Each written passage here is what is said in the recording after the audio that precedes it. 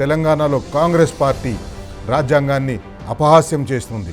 ఎక్కడైతే పార్లమెంట్లో రాజ్యాంగాన్ని ఉల్లంఘిస్తున్నారు అని స్పీకర్ మీద అవిశ్వాస తీర్మానం పెట్టి ఆ తీర్మానం మీద ఓటింగ్ ఉన్న రోజు ఇక్కడ తెలంగాణలో అసెంబ్లీ స్పీకర్ ప్రసాద్ కుమార్ గారు తన చివరి తీర్పును వెల్లడించారు. చివరి తీర్పు ఎందుకంటున్నా అంటే ఆయన తీర్పుని దశల వారీగా వెల్లడించారు. మొత్తం 10 మంది బీఆర్ఎస్ పార్టీ బీఫామ్ మీద గెలిచిన ఎమ్మెల్యేలపై పార్టీ ఫిరాయింపులు చేసినని ఆరోపిస్తూ పిటిషన్లు ఆయన దగ్గర దాఖలైనాయో దాన్ని ఇన్స్టాల్మెంట్ల మీద ఆయన డిస్పోజ్ చేసుకుంటూ వచ్చిండ్రు.